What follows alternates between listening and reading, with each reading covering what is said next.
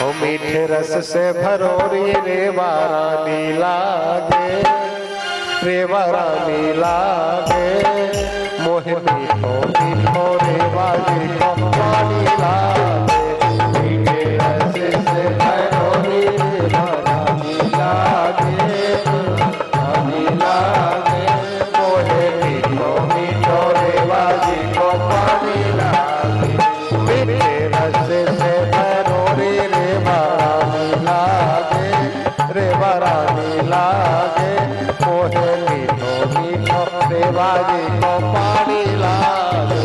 मीठे रस से भरोरी रेवा रानी लागे, दोनों हाथों को उठाकर लागे, मोहे मीठो मीठो रेवा जी को पानी लागे। दोनों हाथों को उठाकर तालियों की सेवा करते हुए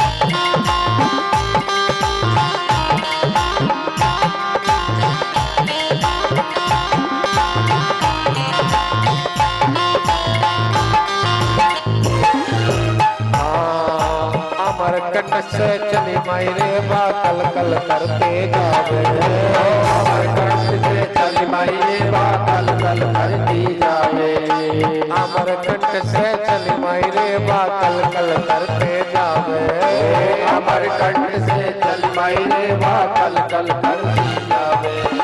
साधु संत और देवी मैया के नाम गावे, साधु संत और देवी मैया तेरे नाम गावे, रेवा नाम में सफल जय हो, रेवा नाम में सफल जिंदगानी लागे, जिंदगानी लागे, मोहे प्यारो प्यारो रेवा जी को पानी लागे, रेवा रानी लागे, रेवा रानी लागे, मोहे मीठो मीठो रेवा जी को पानी लागे।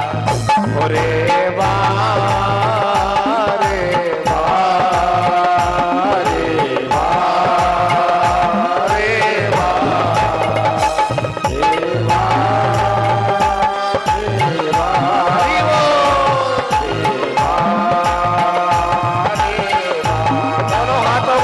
ऐसे नहीं भैया, मस्ती के साथ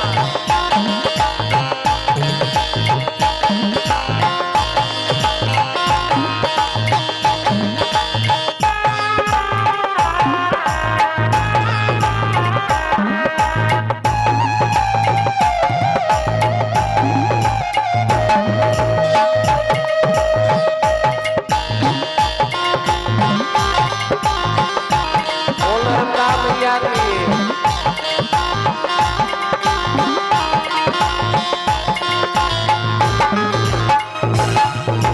निर्धनियों को धन देती है, अज्ञानी को ज्ञान, निर्धनियों को धन देती है, अज्ञानी को ज्ञान, निर्धनियों को धन देती है, अज्ञानी को ज्ञान, निर्धनियों को धन देती है, अज्ञानी को ज्ञान।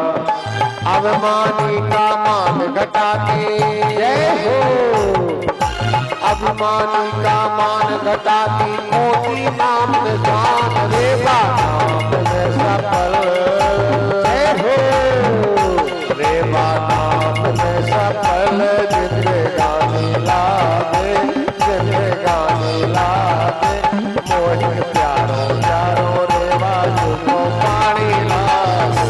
मीठे महारानी लागे, मोहे मीठो मीठो रेवा जी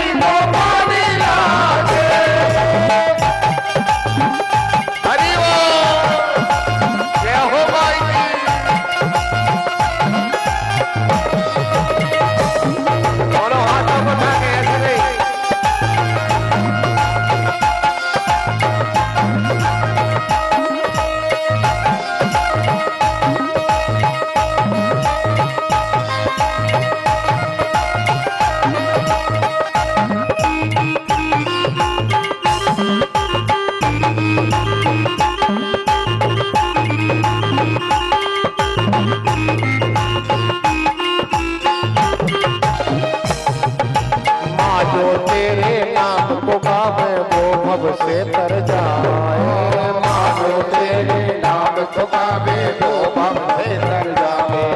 सभी गाइए, सभी गाइए मीठी मीठी तालियों से सेवा करते हुए। माँ जो तेरे नाम को गावे वो भव से तर जाए। माँ जो तेरे नाम को गावे वो भव से तर जाए। माँ जो तेरे नाम से गावे वो भव से तर जाए। माँ जो तेरे नाम को गावे वो भव से तर जाए। तेरे नाम को रटते रटते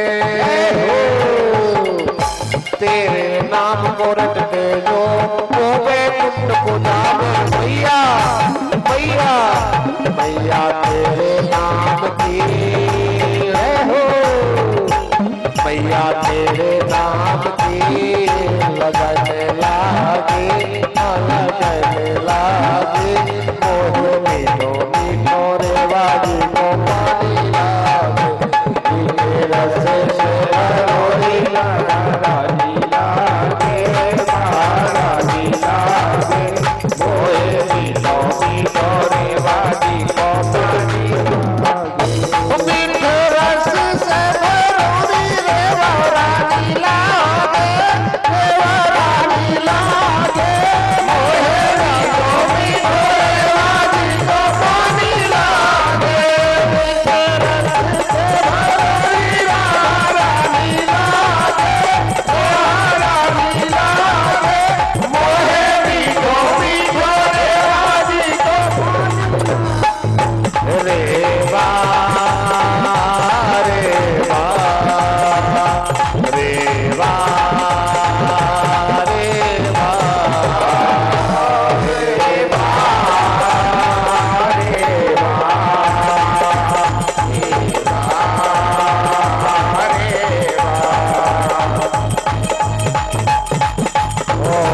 मीठे रस से भरोरी रे बा रानी लागे रे बा रानी लागे।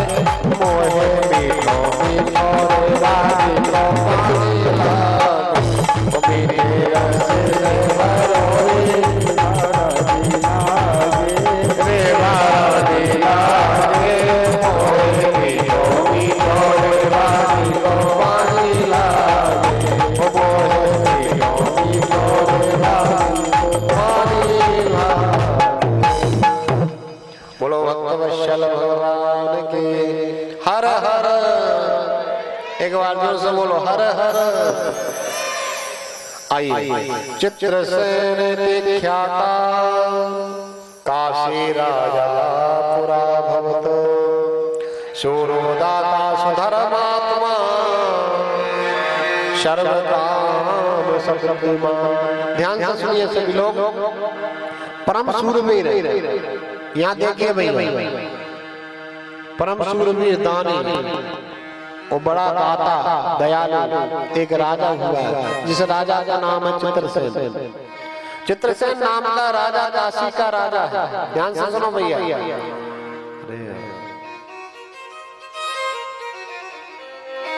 चित्रसेन नाम का जो दादाजी आप बैठ जाओ वो उठा लेंगे।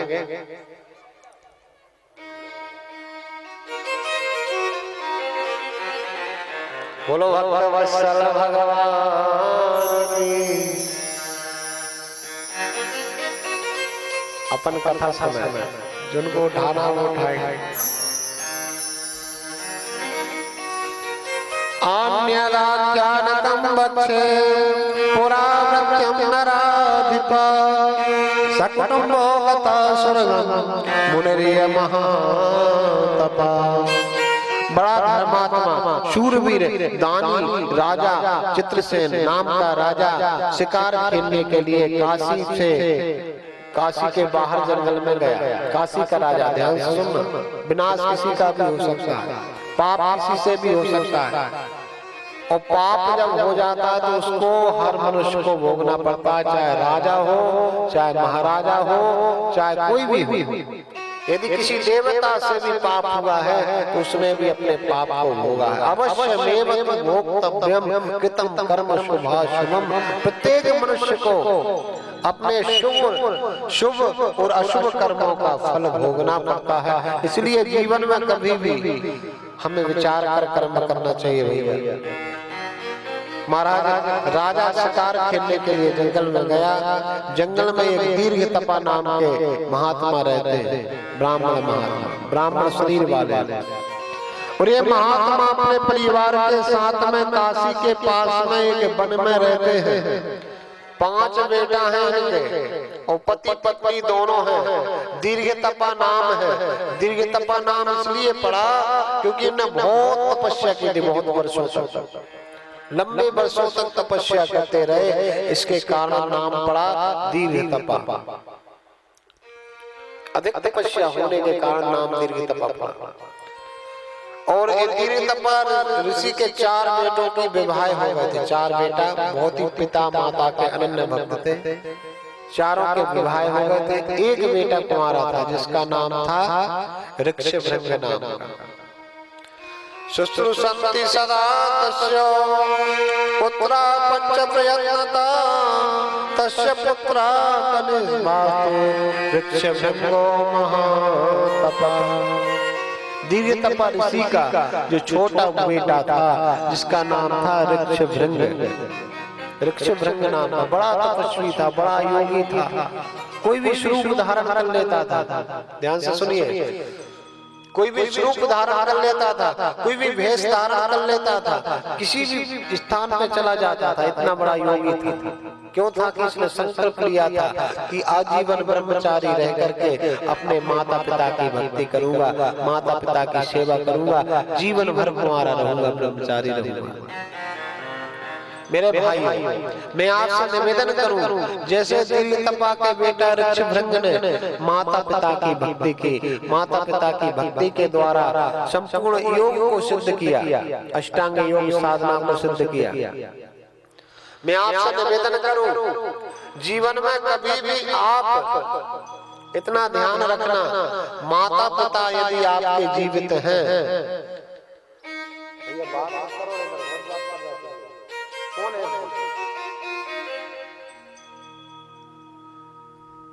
बोलो नर्मदा मैया की।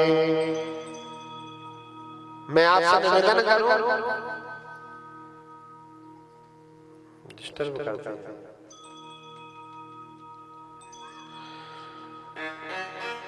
माता पिता से बड़ा संसार में कोई नहीं। मातृदेवो भव, वेद का वाक्य है, ये मेरा वाक्य नहीं है। पितृदेवो भव, गुरुदेवो भव। 3 प्रत्यक्ष देवता हैं पृथ्वी पे, माता पिता और गुरु। इसलिए माता पिता और गुरु के लिए हम सभी को माता पिता गुरु का सम्मान करना चाहिए, माता पिता गुरु की सेवा करना चाहिए। माता पिता गुरु को तीनों टाइम, हमें दोनों टाइम प्रणाम करना चाहिए। प्रणाम अवश्य, सेवा। माता पिता का अपमान करके आप भगवान की तो छोड़ो, आप भूत को भी प्रसन्न नहीं कर सकते। एक भूत भी प्रसन्न नहीं होगा कितनी माला जप लेना, भगवान तो बहुत दूर की बात।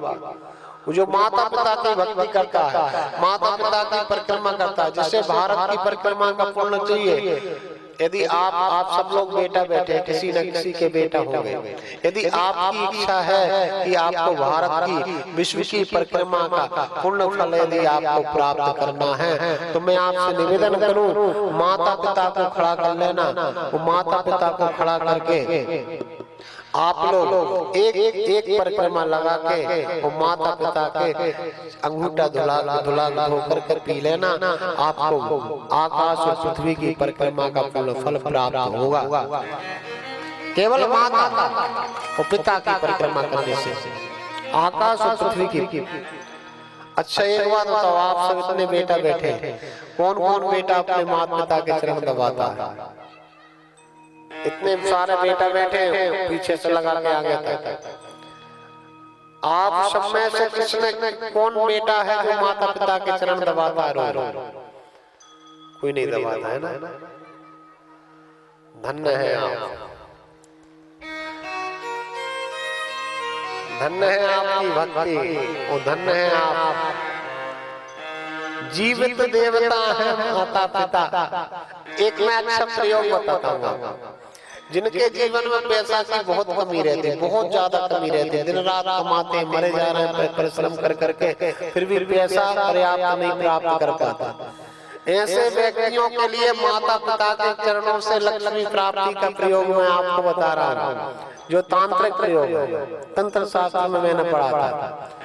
यदि आपको पर्याप्त लक्ष्मीवान बनना है और अटूट धन प्राप्त करना है तो केवल शाम के जब माता पिता सो जाए बिस्तर पे, वृद्ध माता पिता जब बिस्तर पे सो जाएं, तो केवल गायत्री मंत्र मन में बोलते हुए, और मन में बोलते हुए गायत्री मंत्र 5 मिनट केवल माता पिता के चरणों को दबा देना। आपकी 6 महीना के अंदर में यदि आपके पास पर्याप्त धन आ जाए तो कह देना। ये माता पिता की भक्ति का फल है। 5 मिनट, केवल 5 मिनट दबाना। बाबा तुलसीदास जी कहते हैं माता पिता, माता पिता सभी गाएंगे, जो माता से अपनी से प्रेम करते हैं, पिता से प्रेम करते हैं, वो लोग इस चौपाई का अवश्य स्मरण कर लें, और जो नहीं करते वो भी स्मरण करें। माता पिता और गुरु की वाणी, माता पिता और गुरु की वाणी, अच्छे से बोलो। माता पिता गुरु प्रभु की वाणी, माता पिता और गुरु की वाणी, माता पिता गुरु प्रभु की वाणी, बिना ही विचार करे सुबदारी, बिना ही विचार करे सुबदारी। माता पिता गुरु प्रभु की वाणी, इसमें विचार मत करना कभी। हम लोग ज्यादा सियाने बन गए, ज्यादा बुद्धिमान बन गए, कोई भी बड़ा काम करते माता पिता से नहीं पूछते, आज्ञा नहीं लेते, बहुत गलत बात है प्यारे।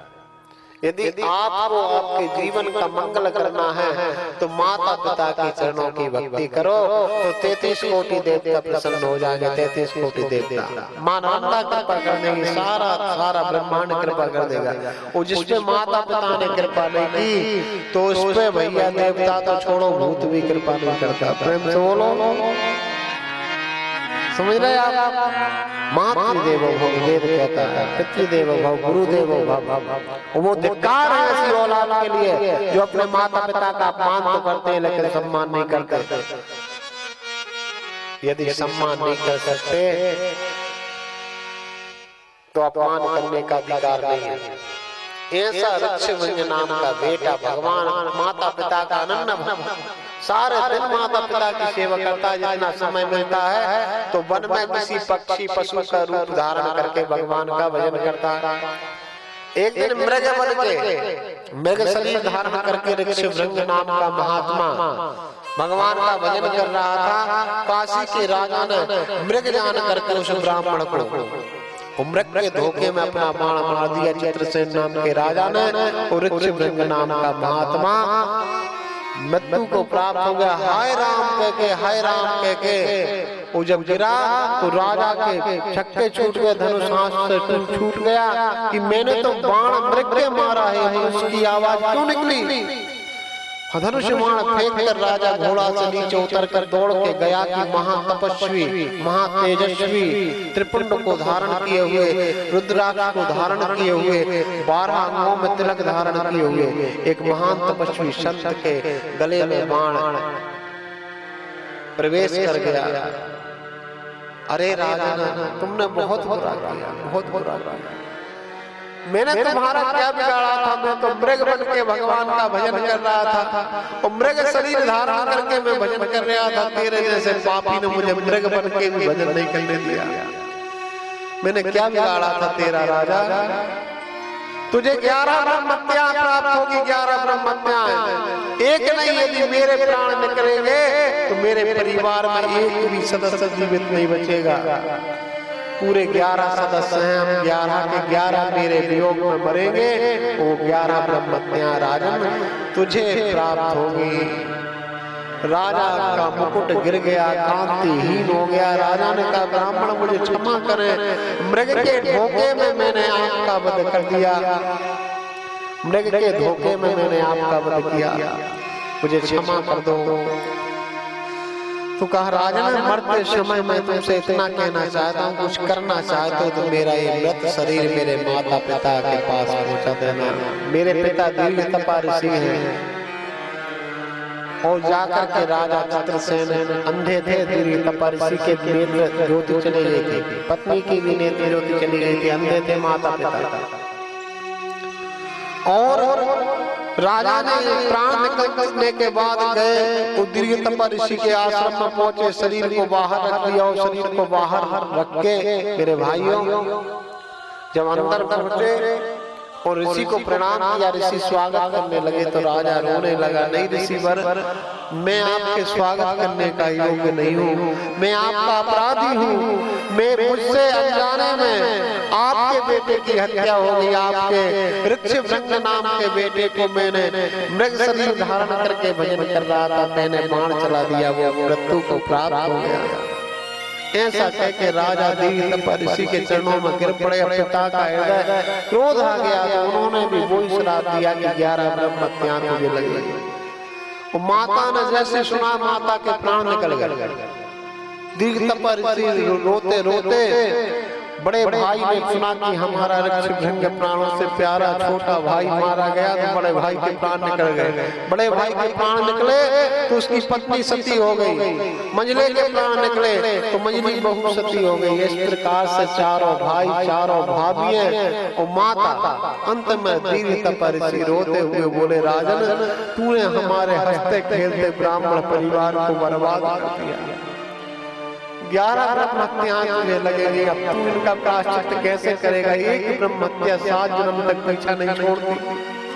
काशी का राजा महाराज, मैं आपकी शरण में हूँ, मेरी मुक्ति का मार्ग मुझे बता दो, आप जो कहेंगे मैं करने के लिए तैयार हूँ, मेरी मुक्ति का मार्ग बता दो। तब दीर्घतपा ऋषि ने कहा, यदि तुम्हें मुक्ति प्राप्त करना है तो हे काशी नरेश चित्रसेन, जब मेरे प्राण निकल जाएं तो हम 11 की चिता जला देना। तो जब हमारी चिताएं ठंडी हो जाएं तो हमारी अस्थियों को एक गठरिया बना करके मां नर्मदा में, शिवपुत्री नर्मदा जो अमरकंटक से सागर पर्यंत बही है, शूलवेद तीर्थ में हमारी अस्थियों को विसर्जन कर देना तो हमारा मोक्ष हो जाएगा। जब हमारा मोक्ष होगा तो हे राजा, हम तुम्हें आशीर्वाद देके जाएंगे कि तुम हमारी ब्रह्म हत्या के दोष से मुक्त हो जाओगे। इसलिए ऐसा करना। दीर्घतपा ऋषि चाहते तो कह देते गंगा में डाल दो, लेकिन दीर्घतपा जान रहे गंगा में डालने से हमारा उद्धार नहीं होगा। राजा चित्रसेन भैया 11 चिताओं को बनाया और 11 चिताओं को बना करके वो जलाया भैया। विक्षेपम शरम तत्रतो यत्रते वह्यो मृगा तेषां मध्ये तवै विद्धो ऋक्षभृंगो महातपा। ऋक्षभृंग के कारण 11 ब्रह्म हत्याएं हुई और राजा ने जो है सबका चिता का दाह किया और दाह करके सबकी अस्थियों को मुड़ पे बांध करके भैया कहां उत्तर से और यहाँ नर्मदा जी के पूछते पूछते अनेक दिन, अनेक महीना लग गए, तब जाकर शूलभेद की दुर्गम झाड़ियों में पहुंचा। किसी से पूछा कि भैया शूलभेद कहाँ है? जहाँ बड़े बड़े हजार वर्ष की तब उम्र वाले शब्द तपस्या कर रहे हो, कोई पानी में खड़े होकर तपस्या कर रहा हो, कोई चोई खा के तपस्या कर रहा हो, कोई अग्नि के बीच में बैठकर तपस्या कर रहा हो, वो तीर्थ महाराज शूलभेद तीर्थ होगा। और राजा चित्रसेन गया और मेरे भाइयों पहुंचा शूलभेद तीर्थ में मां नर्मदा के तट पे। इसने आचमनी की, आचमन करके स्नान किए, स्नान करके संकल्प लिया कि हे मां नर्मदा, हे भगवान शंकर, मुझे 11 ब्रह्म हत्याएं प्राप्त हुई है, मैं 11 ब्राह्मणों की अस्थि शूल भेद तीर्थ में विसर्जन कर रहा हूँ, उन सबका मोक्ष हो। ऐसा कह के जल छोड़ा, वो ऊपर पहाड़ पे खड़े होकर मां नर्मदा के कुंड में जो अस्थियों को डाला तो 11 के 11 ब्राह्मण दिव्य रूप धारण करके आकाश में दिखाई दिए और राजा चित्रसेन को आशीर्वाद दिया, हे चित्रसेन तू ब्रह्मत्या से मुक्त हो जाएगा, तू ब्रह्मत्या से मुक्त हो जाएगा। राजा चित्रसेन ने नियम बना लिया कि अब मैं काशी नहीं जाऊंगा, इसी तीर्थ में, इतना महान तीर्थ है, मेरी आंखों के सामने ब्राह्मण देवता बन के भगवान के लोग को चले गए, तो मैं लौट के 11 ब्रह्मत्याओं के पाप को लेकर काशी नहीं जाऊंगा। मैं यही भगवान शंकर की तपस्या करते करते और इसी तीर्थ में अपने प्राणों को त्याग दूंगा। घोर तपस्या चित्रसेन ने की। और जब चित्रसेन भैया मरने के लिए जैसे ही पहाड़ पर से सूर्य तीर्थ के कुंड में छलांग लगा दी मां नर्मदा, और जैसे गिरा है कि भगवान शंकर ने हाथ पकड़ लिए,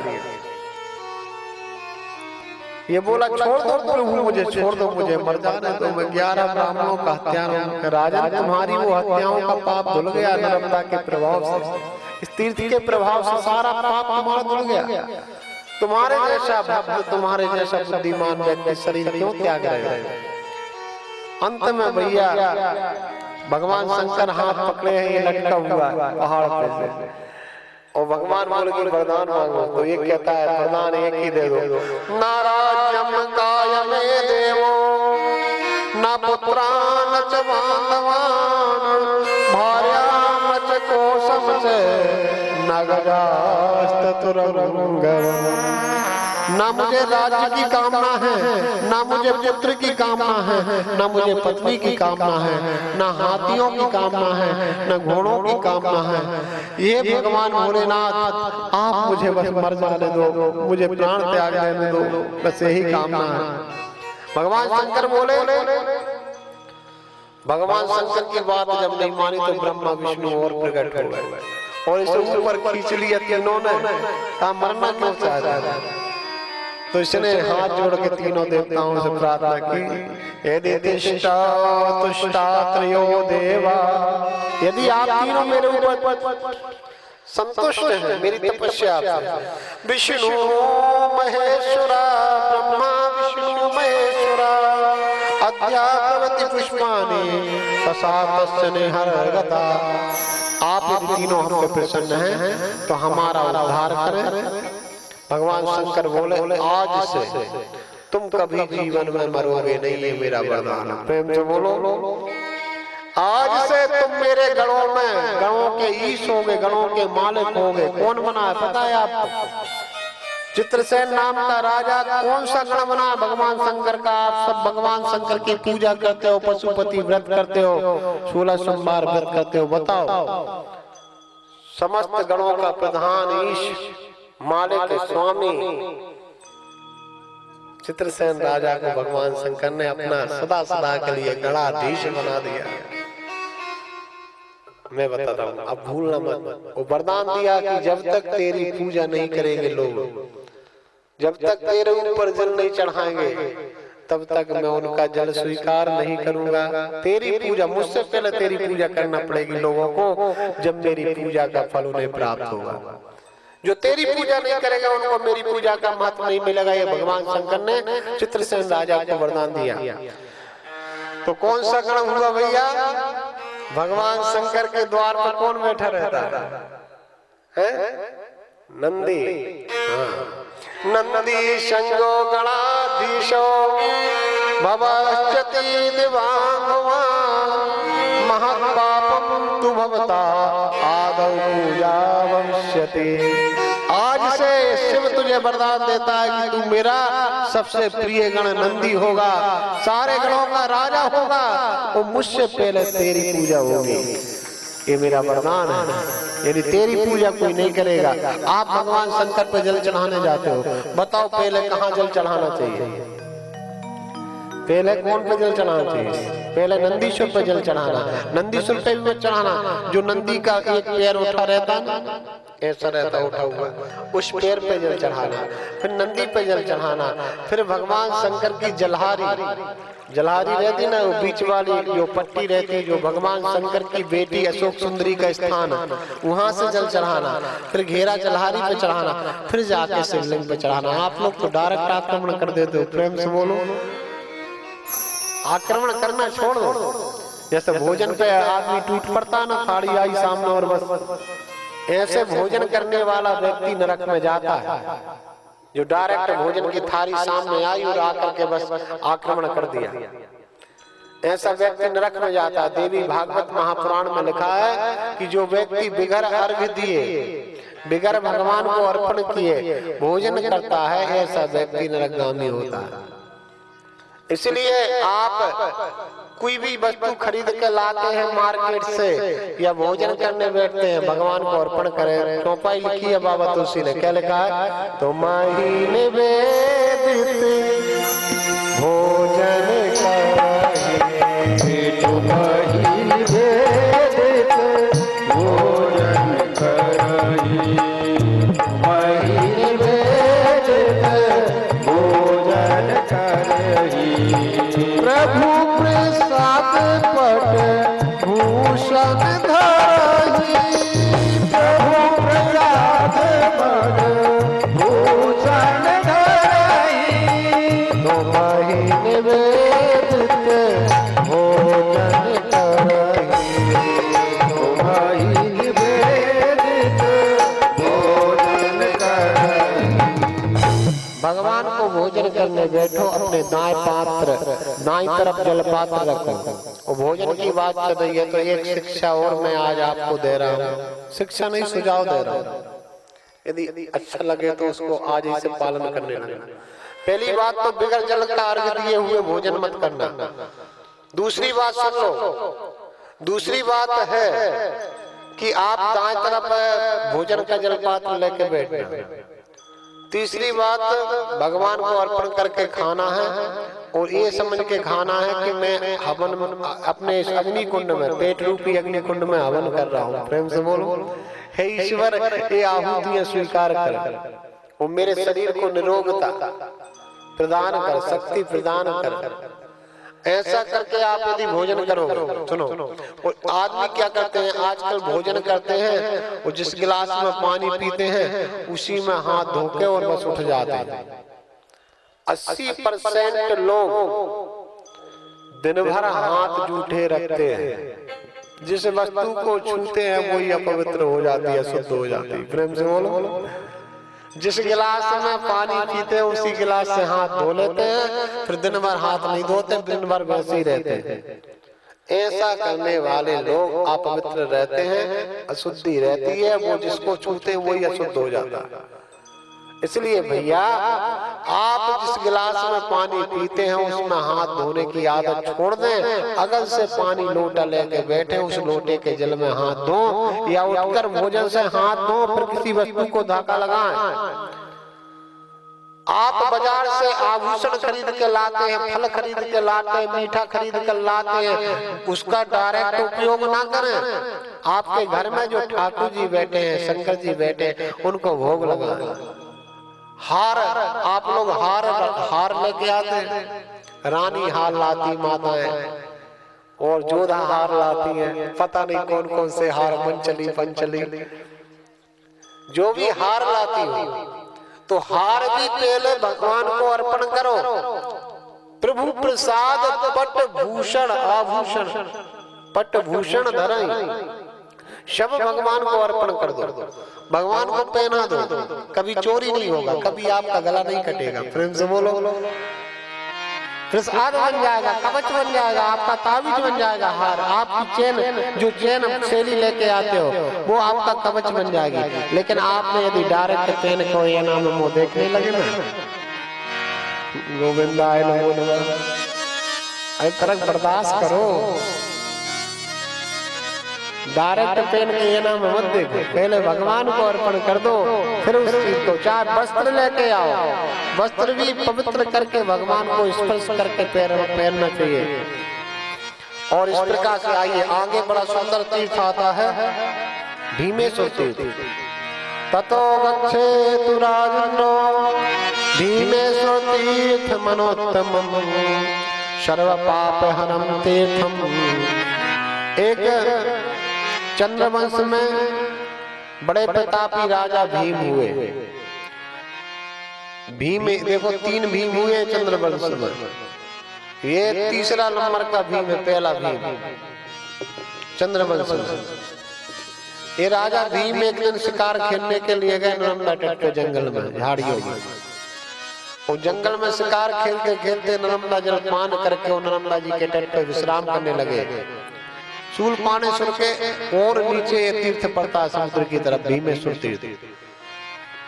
वो विश्राम करने लगे। उस समय मां नर्मदा की धारा को देख रहे थे, वृक्ष की छाया में लेटे लेटे दोपहर में। तो मां नर्मदा की धारा में देखा कि एक परम सुंदरी स्त्री धारा से प्रकट होकर राजा के पास आई और राजा से आके नमस्कार किया। राजा ने कहा, देवी आप कौन हैं? तो इस देवी ने बताया कि मेरा नाम नर्मदा है। हे महाराज भीम, मैं नर्मदा साक्षात नर्मदा हूँ और मैं तुमसे विवाह करना चाहती हूँ। माता नर्मदा ने भीम राजा से कहा, चंद्रवंशी राजा भीम राजा ने कहा, देवी आप ये अनुचित बात कर रही हैं। कहाँ आप भगवान शंकर की पुत्री आदि शक्ति जगदम्बा भवानी, आपसे बड़ी शक्ति इस ब्रह्मांड में कोई नहीं है। एक साधारण मनुष्य की पत्नी आप कैसे बन सकती? कर राजन, देवताओं की कार्य को सिद्ध करने के लिए, धर्म की रक्षा करने के लिए मुझे आपसे विवाह करना ही पड़ेगा, क्योंकि एक विरोचन का पुत्र प्रहलाद, हिरण्यकशिपु के पुत्र प्रहलाद के विरोचन के पुत्र बलि, और बलि के विरोचन के पुत्र है एक गगनप्रिय नाम का पुत्र हुआ। प्रहलाद का पुत्र विरोचन और विरोचन का पुत्र गगनप्रिय। और गगनप्रिय नाम के पुत्र ने ब्रह्मा की तपस्या करके ब्रह्मा जी से वरदान मांगा कि नर्मदा के पुत्र के हाथों से मेरी मृत्यु हो। अब नर्मदा जी को असली परवश विवाह करना पड़ा भीम राजा। राजा भीम बोले कि आप एक कथा बता रहे हो। गगनप्रिय ने सारे देवताओं को परास्त कर दिया, वो सारे स्वर्ग पे अधिकार जमा लिया। सारे देवता मारे मारे दुख के मारे भटक रहे हैं जंगलों में। हे राजन, धर्म की रक्षा के लिए, संस्कृति की रक्षा के लिए आपको विवाह मुझसे करना पड़ेगा, ये विधि का विधान। माता नर्मदा ने ऐसा कहा। और हे राजन, मैं तुम्हें एक कथा और बताती हूँ। तुम पूर्व जन्म में कौन थे? तुम कोई मनुष्य नहीं, तुम देवता हो। श्राप के कारण मनुष्य बन के आए। ये बात तुम नहीं जान सकते क्योंकि तुम मनुष्य शरीर में हो। एक बार सारे देवता मिलकर के, वरुण, अग्नि, इंद्र, वायु, पवन, सूर्य, चंद्र, सारे देवता कैलाश पे गए मेरे पिताजी के पास। और मैं भी वहां कन्या के रूप में मेरे पिताजी के पास में बैठे थे। सारे देवताओं की सभा लगी थी। उस समय अग्निदेव माता नर्मदा के सुंदर स्वरूप को देख करके अग्निदेव मोहित हो गए। तब भगवान शंकर ने अग्निदेव और नर्मदा को देख करके अग्निदेव को श्राप दिया कि अरे अग्नि, तू मनुष्यों जैसी चेष्टा कर रहा है, मनुष्यों जैसा कर्म कर रहा है, इसके कारण मैं तुझे श्राप देता हूँ कि तू एक जन्म के लिए मनुष्य शरीर में प्राप्त करेगा। और तू जब मनुष्य बनेगा तब ये नर्मदा तेरी पत्नी बन के आएगी। और जब तक तेरे एक पुत्र, नर्मदा के गर्भ से एक पुत्र जन्म नहीं होगा, तब तक तू मेरी श्राप से मुक्त नहीं होगा। और नर्मदा ने जो अपराध किया मेरी पुत्री बन के, तो इस नर्मदा को भी ये फल भोगना पड़ेगा। आज वो समय आ गया राजन, दोनों का विवाह हुआ और एक सुंदर पुत्र प्राप्त हुआ है, जिस पुत्र का नाम है दुःशमन। माता नर्मदा के पुत्र का नाम दुःशमन। शत्रुओं का शमन करने वाला, पापियों का विनाश करने वाला, अधर्मियों का संहार करने वाला पुत्र जन्मा। बड़ा होकर के इस पुत्र ने गगनप्रिय नाम के राक्षस का वध किया और वध करके धर्म की रक्षा की, धर्म की स्थापना की, और धर्म की स्थापना करके और भैया आज सारी प्रकृति की रक्षा की है। इस प्रकार से स्कंद पुराण, वायु पुराण और वशिष्ठ संहिता में एक कथा वर्णन की है श्री वशिष्ठ जी ने। इस प्रकार से भीम राजा ने अनंत वर्षों तक यहाँ मनरंदा की तपस्या की है, भगवान शंकर की तपस्या की है। दोनों अपने अपने दोस्त से अग्नि ही भीम राजा बन के आए हैं। और नर्मदा मैया का 2 बार विवाह हुआ अग्निदेव से, ध्यान से सुन लेना, 2 बार अग्नि से हुआ। एक बार मैंने पहले दिन या दूसरे दिन आपको कथा वर्णन की थी, और ये दूसरी कथा।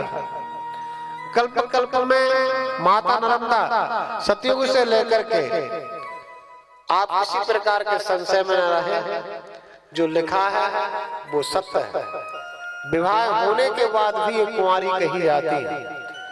कुंवारी तत्व इनका नष्ट नहीं हुआ, क्योंकि ये साधारण स्त्री नहीं है, ये पराशक्ति है। 33 कोटि देवताओं की शक्ति इस मनरंदा के अंदर वास करती है। लेकिन धर्म और प्रकृति की रक्षा के लिए कई बार देवताओं को अपना नियम बदलना पड़ा है। और धर्म की रक्षा के लिए यदि हमें कुछ भी करना पड़ जाए तो वह हमें करना चाहिए। हमारे पूर्वजों ने किया है और देवताओं ने किया है। धर्म की रक्षा करने के लिए हमें प्राण भी देना पड़े तो प्राण कुछ नहीं है, धर्म से बड़ा प्राण भी नहीं होता। इस प्रकार से 2 कथाएं आती हैं। आगे से आगे जब आप चलते हैं समुद्र की तरफ, कमलेश्वर अंकलेश्वर की तरफ, तो बीच में एक बड़ा सुंदर तीर्थ पड़ता है। ततो गच्छेतु राजन्नो धर्मेश्वरी तीर्थ मनोत्तमम् सर्व पाप हरं तीर्थम नर्मदा दक्षिणे तटे। हे राजन, इसके बाद में परम सुंदर धर्मेश्वरी तीर्थ की यात्रा करना चाहिए। तो धर्मेश्वरी तीर्थ नाम क्यों पड़ा, राजा ने पूछा। युधिष्ठिर ने पूछा कि धर्मेश्वरी तीर्थ, धर्मराज से कौन सा अपराध हो गया कि धर्मराज को नर्मदा जी की तपस्या करने आना पड़ा, स्वयं यमराज। सुनो इसकी कथा बड़ी सुंदर है। यमराज जी एक बार क्या हुआ, यमराज जी सारे अपना बायोडाटा रिकॉर्ड लेकर के, सारे रजिस्टर उठा करके यमपुरी में ताला डाल के वो भगवान शंकर के पास गए कि लो भगवान शंकर, ये यमपुरी का रिकॉर्ड है और ये चाबी है। क्या हुआ धर्मराज जी? यमराज जी आप ऐसा क्यों कर रहे हैं? कब पता है भगवान शंकर महाराज रुक्मांगद नाम के पृथ्वी पे एक धर्मात्मा राजा हुए, जिन राजा का नाम है रुक्मांगद। और रुक्मांगद राजा ने संपूर्ण भारत देश की प्रजा को, संपूर्ण विश्व की प्रजा से एकादशी का व्रत करवा रहा है। कानून बना दिया, संसार में कानून लागू कर दिया कि जो एकादशी के दिन अन्न खाएगा उसे मृत्यु दंड दिया जाएगा। और महाराज भगवान है भोलेनाथ, जो एकादशी का व्रत करता है वो व्यक्ति नरक में नहीं आता, यमपुरी के दर्शन नहीं करता, ऐसा आपने ग्रंथों में वर्णन किया।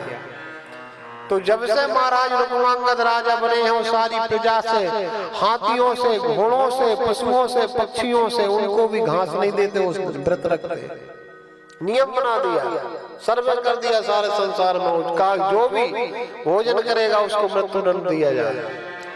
इतना महान पुण्यात्मा राजा रुक्मांगद, इसके कारण यमपुरी में अब कोई आता नहीं है। प्रभु मैं क्या करूंगा, बैठे बैठे कोई काम धाम है नहीं है, इसलिए ये आप वहाँ का रिकॉर्ड पकड़ो आज तक का, ये चाबी पकड़ो, मुझे दूसरा काम बता दो तो मैं वो करने लूँ। प्रेम से बोलो भाई, बगैर काम के आदमी बेकाम रहते रहते खराब हो जाता है, इसलिए आप दूसरा कार्य मुझे बता दो।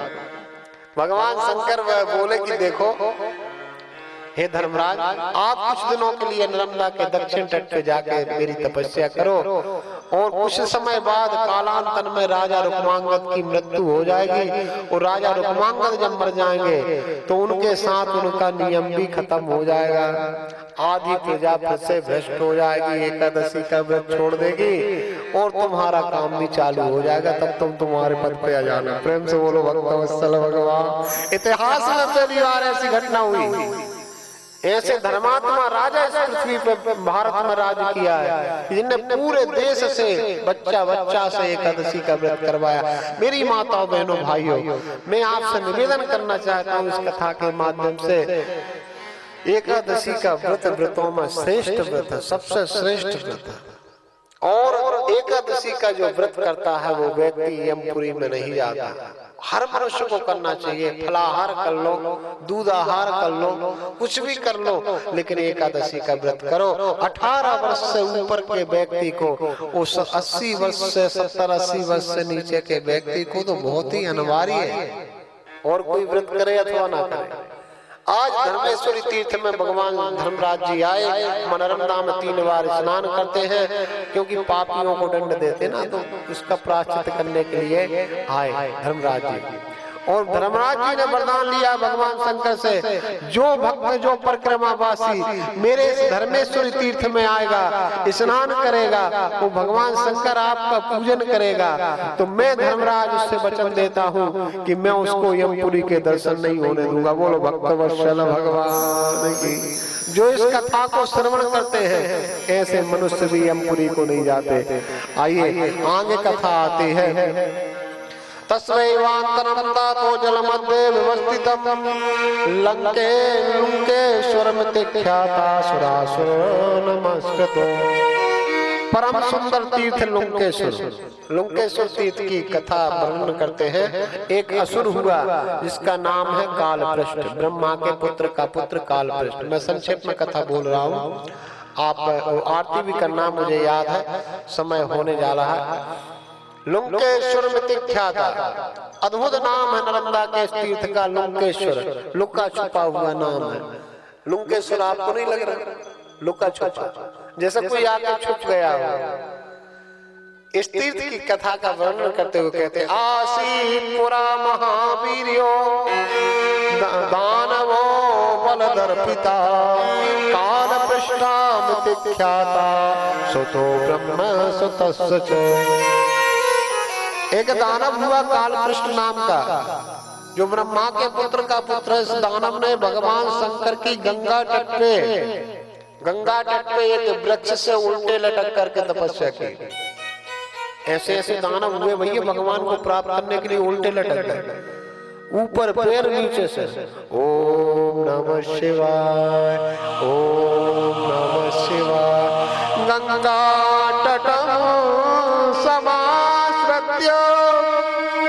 चकार विपुलम तपः अधोमुखो पीतुं संतुष्टो पित्वा धूमं तथा भवेत्। उल्टा लटक करके ये दानव गंगा के तट पे वृक्ष से उल्टा लटक करके धुआं का पान करते हुए, धुआं का पान करते हुए ओम नमः शिवाय। आंखों से रक्त गिरने लगा, धुआं भराते भराते नाक से पानी गिरने लगा, किस काय हो गया, बिल्कुल दुबला पतला हो गया। माता पार्वती के साथ भगवान शंकर देवादिदेव महादेव नंदीश्वर पे बैठ के जा रहे थे। माता पार्वती के कानों में इसकी करुणामय आवाज सुनाई पड़ी, ओम नमः शिवाय, ओम नमः शिवाय। माता पार्वती बोली, स्वामी देखो आपका कोई भक्त बड़ी तमन्ना से, बड़ी लगन से, बड़े दिल से आपको पुकार रहा है। प्रभु मुझे तो ऐसा लग रहा है इसकी आवाज सुन के इसको बरसों हो गई आपकी तपस्या करते करते, आपको इस दानव को तो उठाना पड़ेगा, इस भक्त को तो उठाना पड़ेगा तपस्या। माता पार्वती से भगवान शंकर बोले, देवी मेरे भक्त तो हर गांव गली गली में है, देखो तुम पृथ्वी लोक में घूमने आई हो, हर कहीं मत रुकना। मैं वरदान देने के लिए तुम्हें साथ में लेकर नहीं जाऊंगा, क्योंकि ऐसे लोगों का भरोसा नहीं रहता, क्या मांगने लगे, प्रेम से बोलो। इसलिए मैं अकेला आऊंगा। भाई असुर है, क्या मांग ले, कोई भरोसा कहो। वो कहने लगे वरदान मुझे पार्वती दे दो, मुझे देना पड़ेगी, मजबूरी है। इसलिए देवी आप चुपचाप चले चलो। माता पार्वती जिद पकड़ गई, बोली कि आज के बाद मैं बात तभी करूं। माताओं की एक ही दादागिरी रहती, पति ने कोई 2-4 बातें कही तो माता मैंने कह रही थी बस आज के बाद हमसे बात मत करना। कितना भी महान पति हो तो माताओं की जिद के सामने उसको झुकना ही पड़ता है। प्रेम से बोलो। भगवान शंकर बोले, देवी आप ऐसा क्यों कर रही हो, आज के बाद मुझसे बात मत करना। जब तक इस दानव को आप वरदान नहीं दोगे, ना मैं आपके साथ में चौसर खेलूंगी, ना आपके साथ में भोजन करूंगी, ना आपके साथ बैठूंगी। बस यदि आप इस दानव को अभी उठाते हैं तो आप जैसा कहोगे वैसा मैं जीवन भर सेवा करूंगी। दोनों में बात हो गई। भगवान कहे कि देना तो है ही वरदान, चलो आज ही दे देते।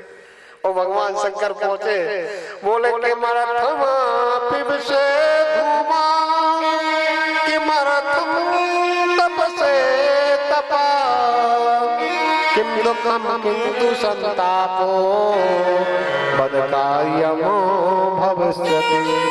अरे दानव, कौन सा दुख है, कौन सा कष्ट है जो तू इतनी धुआं को पीते पीते मेरा तपस्या कर रहा है, इतना कष्ट भोग रहा है, बता तुम्हारी कामना क्या है? बोला भगवान मैं बड़ा दुर्बल शरीर वाला हूँ, दुबला पतला हूँ, सारे राक्षस मेरा अपमान करते हैं, ऐसा करो प्रभु मुझे अमर कर दो, मैं मरने से मुझे बहुत भय लगता है, मरने में बड़ा कष्ट होता है, मैं मरना नहीं चाहता, यदि आप मेरी तपस्या से प्रसन्न है तो मुझे अमर कर दो। भगवान बोले भूतो न भविष्यति, आज तक ना कोई अमर हुआ ना आगे होगा, इसको छोड़ के तुम और कोई वरदान मांग ले।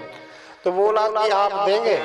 कहा तो कहा ऐसा वरदान मुझे दे दो कि मुझसे सारे देवता सारे असुर सब डरे, सब मेरे से भयभीत रहे, सब डरे, मैं जाऊं तो सब भाग जाए वहां से। प्रेम से बोलो। तो कहा तू बता क्या वरदान चाहता है? मैं एक वरदान चाहता हूँ, मैं जिसके सिर पे हाथ रख दूं तत्क्षणात् भस्मात् भूतो, वो कोई भी हो, यक्ष हो, गंधर्व हो, सिद्ध हो, देवता हो, जैसे ही मैं उसके मस्तक पे हाथ रखूं तत्काल भस्म हो जाए, राख का ढेर हो जाए, ये वरदान मुझे दे दो यदि आप प्रसन्न हो। भगवान ने कहा तथास्तु तथास्तु, धन्य हो भोलेनाथ, प्रभु आपकी जय, बोलो शंकर भगवान की। ठीक है बेटा अब हम जाते हैं, फिर रुको तो प्रभु, पहले मैं जरा घेरा देख के बोला चारों तरफ, जरा प्रैक्टिकल कर लूं कि वरदान सही है कि नहीं, क्योंकि आप चले गए तो फिर मिलने वाले, मैं देख लूं जरा काम कर रहा कि नहीं। हाँ भगवान बोले नंदीश्वर मुझे इसकी विचारधारा ठीक नहीं लग रही, ये चारों तरफ देख रहा है, यानी किसी को देख रहा है हाथ रखने के लिए, वो कोई है नहीं, हम ही है। तो नंदीश्वर बोले प्रभु मैं क्या करूंगा? तो मैं सावधान रहना, यदि हमारे ऊपर हाथ रखे तुम तत्काल इससे युद्ध करने लगे। नंदीश्वर बोला बाप प्रभु आपने वरदान दिया, यदि मेरे सिर पे हाथ रख दिया तो तत्काल मुझे भी भस्म होना पड़ेगा। आपने वरदान दिया यक्ष गंधर्व सिद्ध कोई भी हो तत्क्षणात् भस्मात् भूतो। भगवान शंकर बोले देखो नंदीश्वर बहस करने का समय नहीं है, हमारी आज्ञा है। जी प्रभु। और जैसे बोला भोलेनाथ थोड़ा सा मैं आपकी मस्तक पे हाथ रख के देख लेता हूँ कि वरदान सही है कि नहीं। भगवान बोले अरे दानव अपने भगवान को मारेगा? नहीं मैं तो देख रहा हूँ ये काम करता है कि नहीं। और जो भगवान की तरफ हाथ बढ़ाया तो नंदीश्वर ने घुमा के पूंछ मारी, जाकर के दूर जाके गिरा। वो भगवान शंकर बोले भागो नंदीश्वर, अब यहाँ कोई उपाय नहीं है, कोई शक्ति काम नहीं करेगी। और भगवान भागे, देखो भक्त के बस में है भगवान। वायु वेगेन संप्राप्त यत्र देवो महेश्वरा आगतम दानवं दृष्ट्वा रसो वचनम ब्रवीत। वायु के वेग से नंदीश्वर भाग रहे हैं, वायु मार्ग से। वो भगवान शंकर पीछे मुड़ मुड़ के देख रहे, कालों के काल महाकाल। वो कह रहे नंदीश्वर और तेज आ रहा है, आ रहा है, और तेज और तेज। अंत में भगवान शंकर को कहीं जगह नहीं मिली ब्रह्मांड में, जहाँ जाता है वही पीछे चला आता है। इसके बाद श्री भगवान शंकर पहुंचे सीधे नर्मदा जी के पास। नर्मदा जी के पास में जाकर के नर्मदा जल में जाकर के छिप गए भगवान शंकर, और माता पार्वती छिप गए। नंदीश्वर युद्ध करके, नंदीश्वर मूर्छित करके, इसको नंदीश्वर भी जाके कहीं गुफा में छिप गया। अंत में भगवान नारद जी का सुमरण किया, और नारद जी भगवान विष्णु के पास गए और विष्णु भगवान से जाकर के प्रार्थना किया, हे भगवान विष्णु, भगवान शंकर के ऊपर बहुत घोर संकट है, एक दानव उनका वध करना चाहता है। वो भगवान विष्णु तत्काल आए हैं। वो आके भगवान शंकर से कहा कि क्या बात है, मेरे शिव को परास्त, मेरे शिव को कष्ट पहुंचाने वाला, मेरे शिव के मस्तक में पसीने निकालने वाला, आज कोई भी हो वो जीवित नहीं बच सकता, भगवान विष्णु ने कहा। और ऐसा कह के भैया भगवान विष्णु ने तत्काल मोहिनी रूप धारण किया और जिस मार्ग से ये दानव आ रहा था। भगवान शंकर ने एक बात बहुत अच्छी कही भगवान विष्णु की, जीवन में कभी किसी पुरुष को स्त्री के अधीन नहीं रहना चाहिए। प्रेम से बोलो, बहुत अच्छी बात कही है। बताऊंगा आपके काम की बात, आजकल बहुत भक्त हो गए। प्रेम से बोलो, हाँ, माताओं के बड़े भक्त हो गए घर घर में। सतयुग त्रेता द्वापर में पुरुष की चलती थी घर में, अब घर में माताओं की चल रही है। तो भगवान शंकर बोले, हे भगवान विष्णु, मैंने स्त्री के अधीन होकर के, स्त्री के वशीभूत होकर के मैंने इस दानव को वरदान दिया, आज वो दानव मुझे दुखदाई बन गया, मुझे ही मारना चाहता है। क्या बोले, नास्ति सौख्यम च मूर्खेषु, नास्ति सौख्यम च रोगिषु, पराधीनेन सौख्यम तो स्त्री चित्रे विशेषिता। बोले मूर्खों के बीच में रह करके एक ज्ञानी व्यक्ति सुखी नहीं रह सकता, मूर्खों के बीच में रह करके एक ज्ञानी सुखी नहीं रह सकता, रोगियों के बीच में रह करके एक निरोगी व्यक्ति सुखी नहीं रह सकता, पराधीन रह करके भी मनुष्य सुखी नहीं रह सकता, और स्त्री के अधीन रह करके भी पुरुष सुखी नहीं हो सकता। हे भगवान विष्णु, मैंने स्त्री के अधीन होकर के से वरदान दिया। अंत में भगवान गए, देखूं कर विचार मन माही, पराधीन सुख, और सपने में भी सुख नहीं रहता। अंत में भगवान शंकर के बात को सुनकर के भगवान विष्णु बोले, आप चिंता मत करो, कुमारी सुंदर मोहिनी का रूप धारण करके भगवान विष्णु पहुंचे हैं जिस मार्ग से भस्मासुर आ रहा था। भस्मासुर के सामने दिव्य कन्या बन के गेंद को खेलने लगे, उछलाने लगे, झूला पर झूलने लगे, भगवान सुंदर गीत गाने लगे। और इसने दानव काल कृष्ण ने देख करके मोहिनी रूप को बोला, ये सुंदरी यदि मुझे पत्नी रूप में प्राप्त हो जाए तो मेरा जीवन धन्य धन्य हो जाए। और ऐसा कहके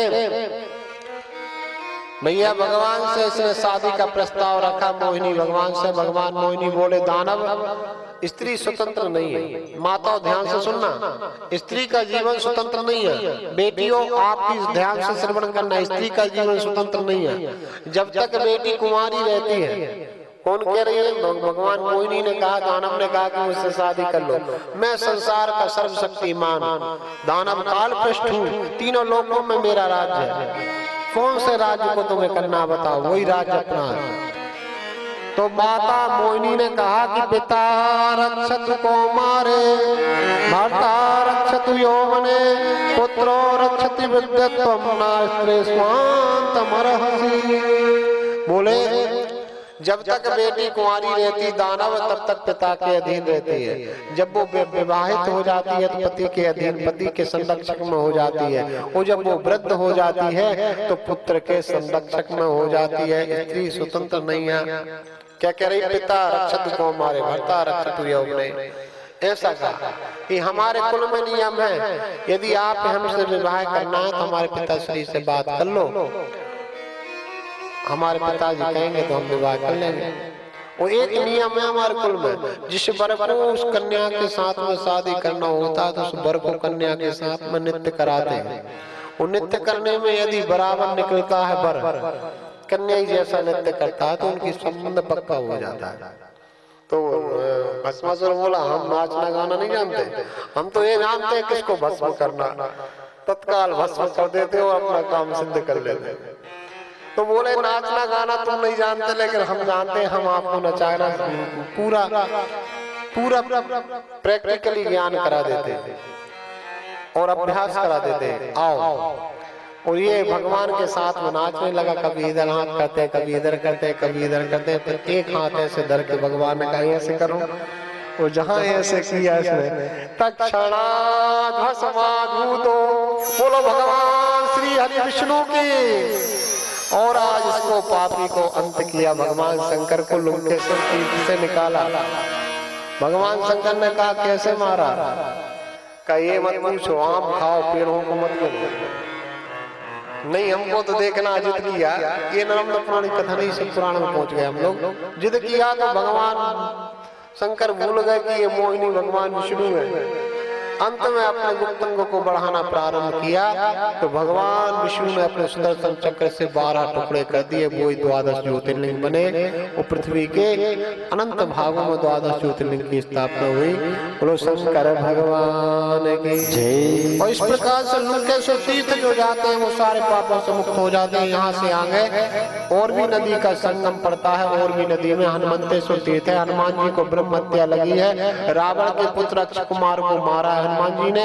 हनुमान जी कैलाश गए हैं, नंदीसुर ने कैलाश के अंदर नहीं जाने दिया, मना कर दिया। नंदीसुर ने बताया कि हनुमान ब्रह्म हत्या का प्रायश्चित करने के लिए नर्मदा तट जाओ, वो तपस्या करो जहाँ और भी नदी का संगम हुआ है। हनुमान जी ने कठोर तपस्या की, वहां पर 3 बार स्नान करते हैं नर्मदा जी में और जलपान करते हैं। इस प्रकार से हनुमान जी को भगवान शंकर की प्राप्ति हुई। हनुमंतेश्वर तीर्थ ब्रह्म हत्या, गौ हत्या, भ्रूण हत्या के पापों को नष्ट करने वाला है, जहाँ पर और भी नदी माता नर्मदा में संगम हुई है। आप इस संगम में वास करना, पितृ देवताओं का तर्पण करना, पिंडदान इत्यादि करना, ब्राह्मणों का भोजन करवाना, और भी नदी का संगम पे एक रात जरूर रुकना परिक्रमा में। इससे आगे जब हम चलते हैं अंकलेश्वर के लिए, तो अंकलेश्वर में सुंदर कथा आती है। अंकलेश्वर हमारी परिक्रमा पहुंचती है। अंकलेश्वर में एक सौदामिनी नाम के एक राजा होते हैं। राजा के कोई संतान नहीं होती, सूर्यवंशी राजा। उनने माँ भगवती आराधना की। माँ भगवती की आराधना से राजा के एक कन्या प्राप्त हुई, जिसका नाम है सौदामिनी। सौदामिनी कन्या स्नान करने के लिए सरोवर हो गई। शंकर नाम के दानव ने उसका हरण किया है। उन शंकर नाम के दानव हरण करके ले गए। वो कन्या सीता माता के जैसे अपने आभूषणों को गिराती गई, और मांडव ऋषि के आश्रम में उसने अपने आभूषण फेंक दिए। आकाश के मार्ग से जा रही थी, सीता मैया की याद आ गई उसको, तो गिराती गई।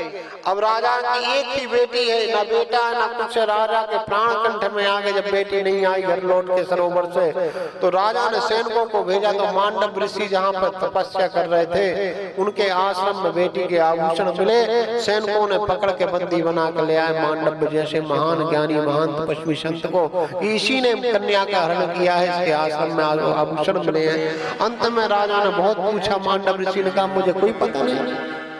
इसने मांडव ऋषि को उल्टा सूली पे लटका दिया राजा।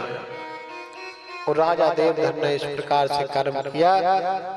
और मांडव ऋषि के भाई को जब पता चला, सारे संत समाज आ गए और राजा को भाई श्राप देने लगा सर्वनाश का। तो मांडव ऋषि ने रोक दिया, रोको, श्राप मत दो, राजा का कोई दोष नहीं है, अवश्य ही मेरे किसी कर्म की सजा मुझे मिली है, इसके कारण मुझे मेरी ये स्थिति भई, मुझे लटका रहने दो, मुझे मेरे कर्म का फल भोगने। अवश्य मेवतु भोक्तव्यम कृतम कर्म शुभाशुभम।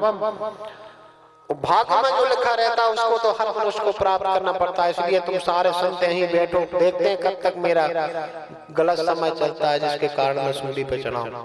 मैं यमराज जी से पूछूंगा बाद में कि आखिर में कौन से कर्म की सजा मुझे मिल गई, कौन सा पाप मैंने किया। मांडव ऋषि ने दंड नहीं देने दिया भाई।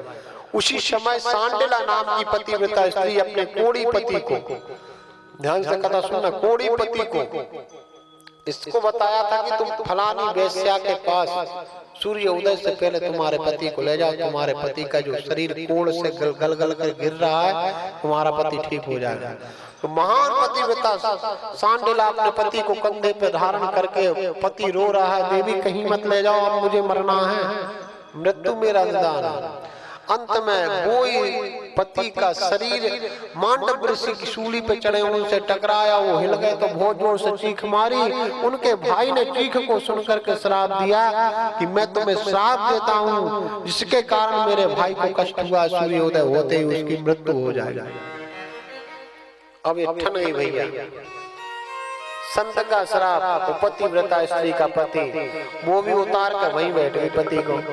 बोली मैं भी देखती हूँ यदि सूर्य उदय से मेरे पति की मृत्यु होगी तो ये सांडिला पतिव्रता आज व्रत लेती है कि आज के बाद सूर्य उदय ही नहीं होगा।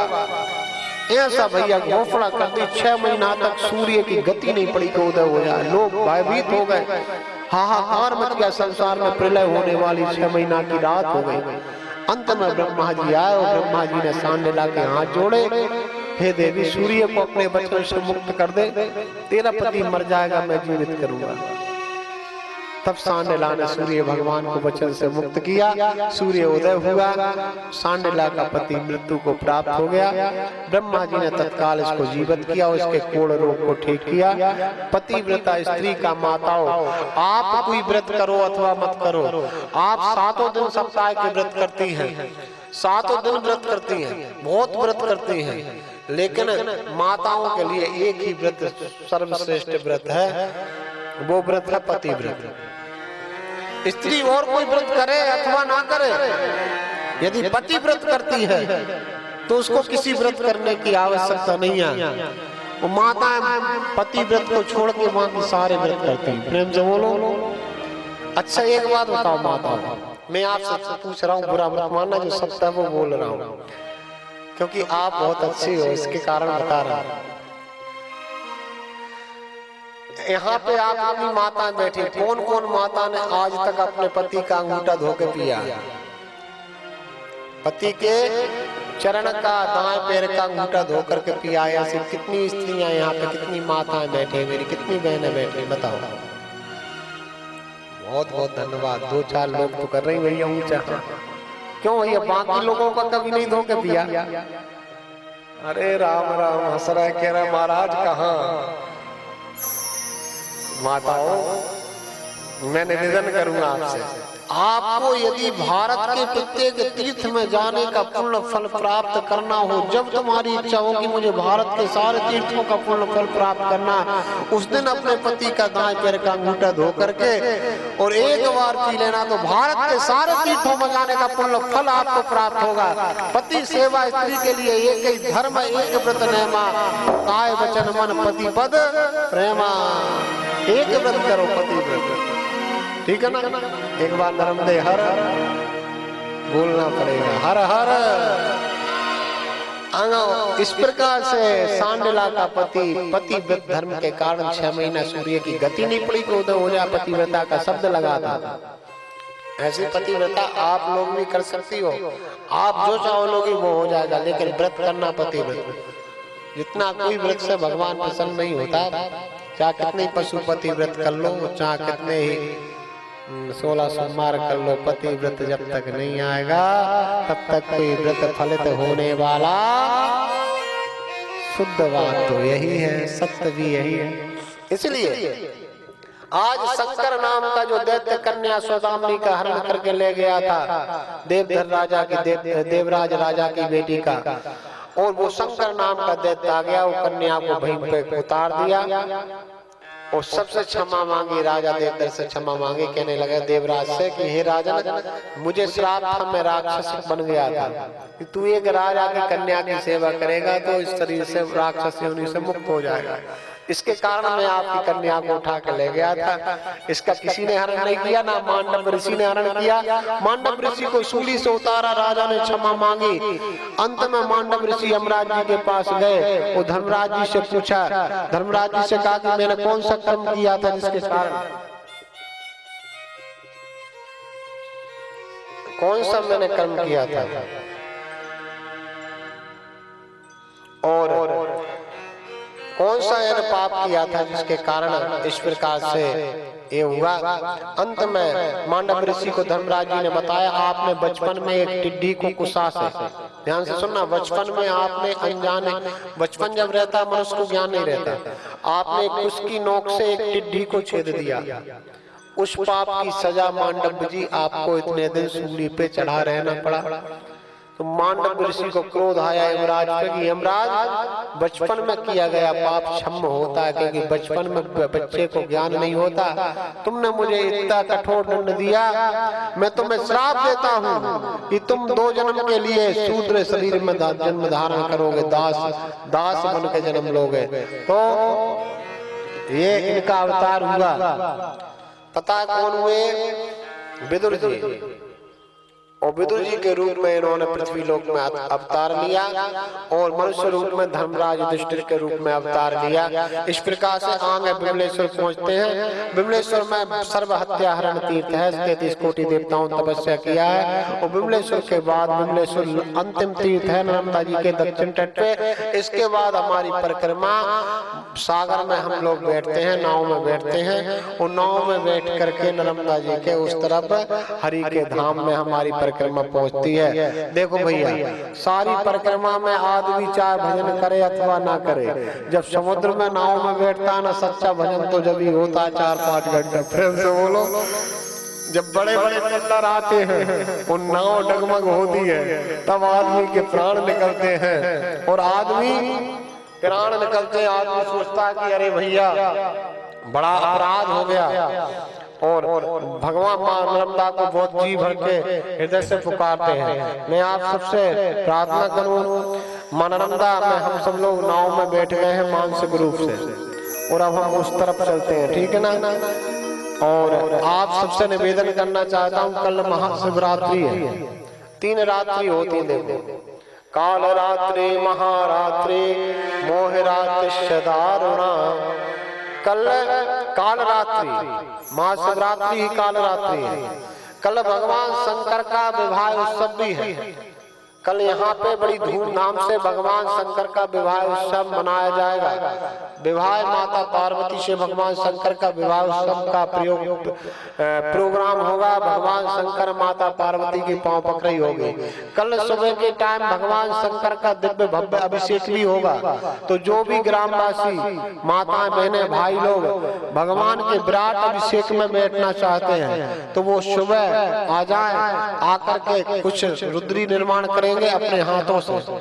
और दिव्यता से हम लोग कल सुबह भी अभिषेक करेंगे, शाम के 6-7 बजे से फिर अभिषेक करेंगे, रात में 11 बजे से त्रिकाल पूजन भगवान की हम यहाँ पंडाल में करेंगे और भगवान शंकर का कल विवाह उत्सव मनाएंगे। और नर्मदा पुराण के अंतर्गत आप सभी धन्य हैं जो शिवरात्रि के महापर्व पर आपको नर्मदा पुराण की कथा श्रवण करने को प्राप्त होगी।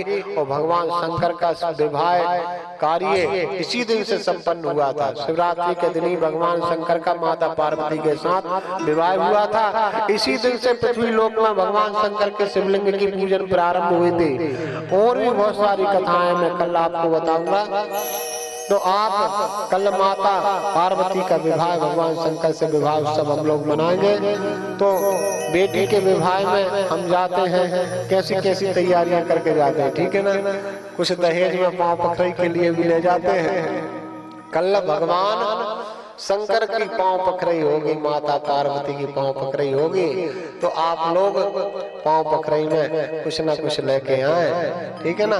खाली हाथ ना आए, क्योंकि कथा में भगवान के मंदिर में संत के पास, अपने गुरु के पास, अपनी बेटी के घर कभी खाली हाथ हमें नहीं जाना चाहिए।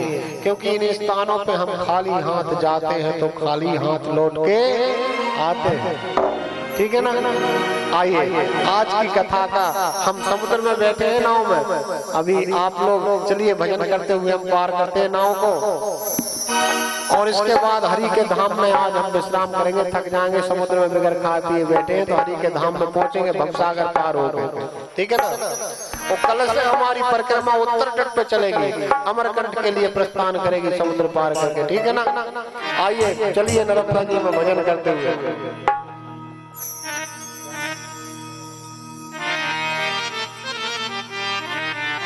मैं आपसे निवेदन करूं, आप सब लोग हमारे श्री राधा माधव सामाजिक सांस्कृतिक कल्याण समिति से जुड़े, जिसका दिव्यतम आश्रम, भव्यतम आश्रम राधा कृष्ण का मंदिर, नर्मदा जी का मंदिर, सत्संग हाल परिक्रमा वासियों के लिए बोरास घाट पे उदयपुरा के पास में निर्माण कार्य प्रारंभ होने जा रहा है। तो आप सब लोग भी हमारे सेवा प्रकल्प से जुड़ सकते हैं, हमारे NGO से, हमारी सोसाइटी से जुड़ सकते हैं और अवश्य ही अपना तन मन धन का सहयोग उसमें प्रदान करें।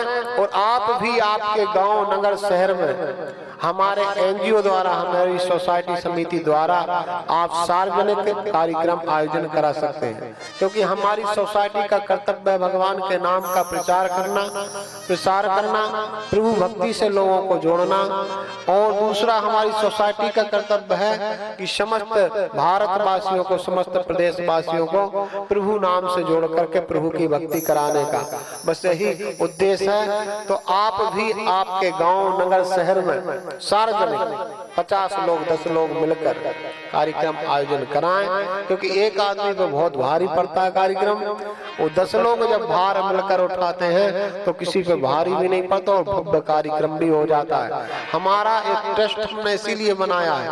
एक तो जीवन में कभी आपसे यदि कोई वक्ता भागवत कथा की विदाई मांगे, फिक्स करे, ठीक है ना, इस ग्रंथ को बेचे, भागवत को, नर्मदा पुराण को, शिव पुराण को बिजनेस के रूप में ले, और जो आपसे ये कह दे कि मुझे इतने लाख या इतने हजार रुपया चाहिए मेरी विदाई, ऐसे व्यक्ति से वो तो कुल मिलाकर धर्म का व्यापार कर रहा है। मैं किसी के बारे में ज्यादा नहीं कहूंगा, नाम किसी का नहीं लूंगा, लेकिन बेचई वेद धर्म तो हिलई और पिछुन पराए पाप कह दई। जो व्यक्ति वेद को बेचने लगता है वो व्यक्ति सौदेबाजी करता है धर्म की। ऐसे लोगों से धर्म का कार्य कराने से कोई फायदा नहीं है। प्रेम से बोलो। जीवन पर्यंत कभी ग्रंथ को ना बेचे और सदा धर्म की रक्षा के लिए अपना तन मन धन न्यौछावर करे।